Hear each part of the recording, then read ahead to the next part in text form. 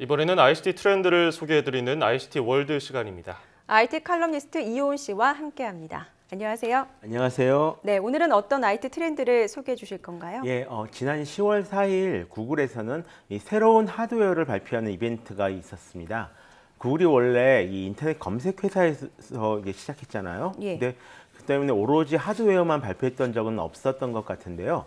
그만큼 특이하기도 하고 앞으로 구글이 이렇게 변하겠구나 하는 전망과 더불어서 세상이 이렇게 변해가려 하는구나 하는 것도 함께 확인할 수 있는 그런 자리였던 것 같습니다. 그래서 오늘은 구글의 하드웨어 이벤트, 그러니까 메이드 바이 구글이 어떤 것을 의미하는지 한번 짚어볼까 합니다. 예, 구글이 말씀하신 것처럼 검색 엔진 기반의 회사로 시작을 해서 그렇죠. 여러 가지로 확장을 했는데 이번에 그러면은 소프트웨어 말고 기계 같은 하드웨어만 발표가 됐습니까? 예, 그렇습니다.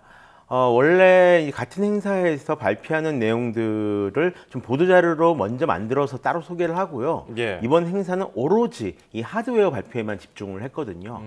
발표된 하드웨어만 해도 이 신형 스마트폰인 픽셀폰과 이제 음성 인식 스마트 홈 허브인 구글 홈, 구글 와이파이, VR 헤드셋인 데이드림 뷰, 신형 크롬캐스트까지 5가지나 됩니다. 재미있는 것은 이렇게 하드웨어를 소개하는 자리였는데도요. 구글 CEO인 순다 피차이의 오프닝 멘트는 세상은 모바일 퍼스트에서 인공지능 퍼스트로 가고 있습니다 라고 얘기했다는 겁니다. 예. 에릭 슈미트 구글 회장이 이 모바일 퍼스트를 외쳤던 것이 2010년이고요.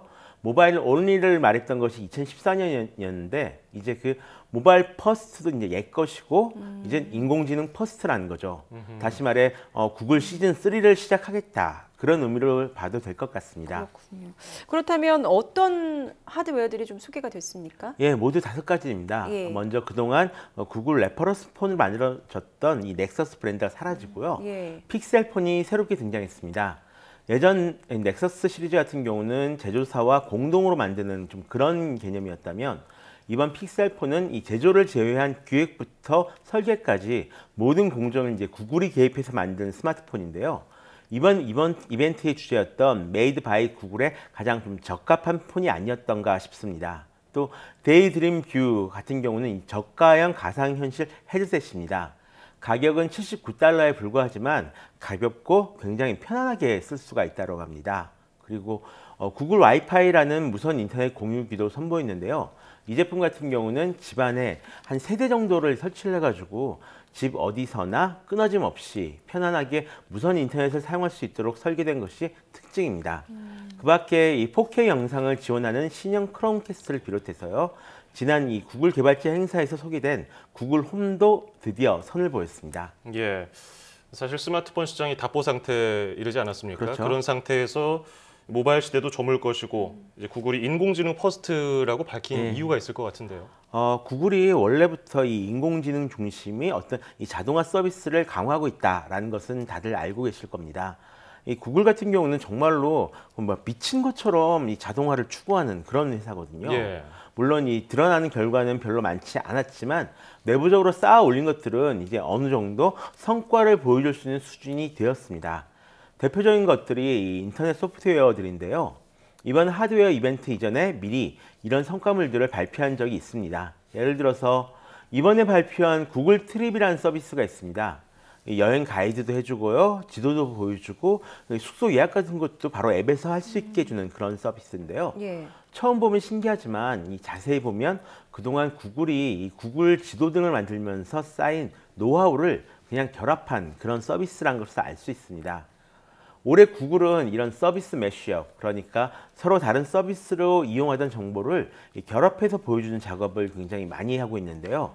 그 밖에 클라우드 서비스를 강화한다거나 기존 서비스들이 확장 개편 및 업그레이드를 본격적으로 추진하고 있는 중입니다. 이런 업그레이드의 기반이 바로 인공지능에 있었고 하드웨어는 이런 변화 속에 좀 자연스럽게 좀 덧붙여질 것으로 여기고 있었죠. 그런데 여기에 올해 들어서 좀 생각지도 못했던 강력한 경쟁자가 등장을 했습니다.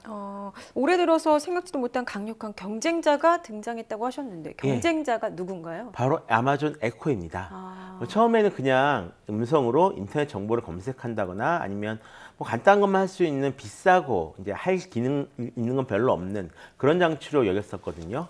근데 점점 미국에서 이 아마존 에코로 물건을 주문하거나 아니면 가전제품을 제어하려는 사람들이 크게 늘어나기 시작한 겁니다. 예. 올해 상반기까지만 약 300만 대 이상 팔린 것으로 추정하고 있는데요.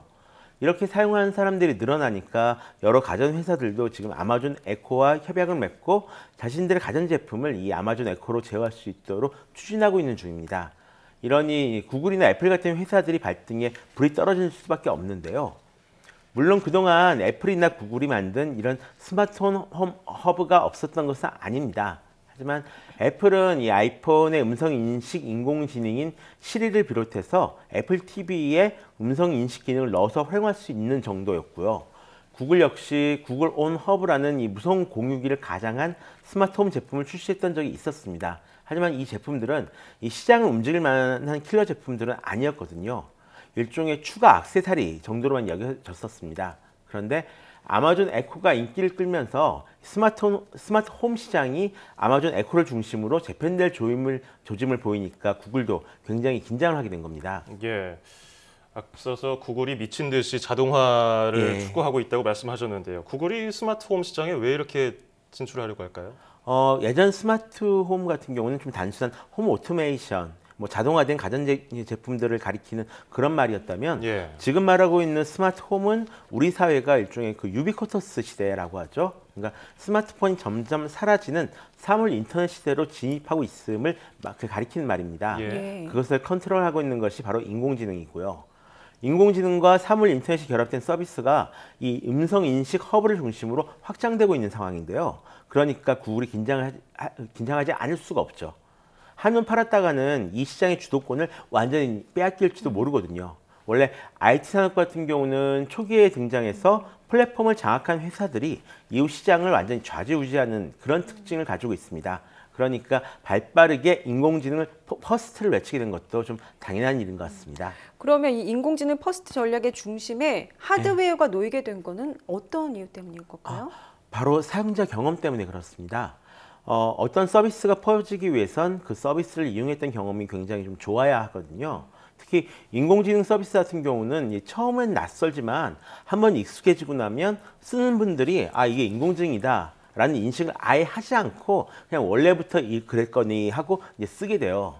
그런데 그 예전 스마트폰 시절에 구글이 굉장히 파편화된 안드로이드 스마트폰 때문에 고생을 했던 적이 있었고 지금도 하고 있지 않습니까? 예. 이 스마트홈에서도 그런 일이 생긴다면 불편한 경험으로 인해서 이용자들이 사용을 꺼리는 사이에 이제 아마존 에코나 아니면 애플 같은 다른 업체들의 플랫폼으로 이제 넘어가 버릴 그런 가능성이 있는 겁니다. 그러니까 이런 사용자 경험을 좋게 유지하기 위해서 좋은 하드웨어를 만들어서 공급하는 것이 첫 번째 전략이 된 것이 아닐까 생각하고 있습니다. 예. IT 업계 공룡인 구글이 이렇게 움직이고 있는데 다른 업체들은 또 어떻게 뒤따라갈지 기대해 보겠습니다. 자, 지금까지 IT 칼럼니스트 이호훈 씨와 함께 구글의 하드웨어 이벤트죠. 메이드 바이 구글에 대해서 분석해 봤습니다. 오늘 고맙습니다. 고맙습니다.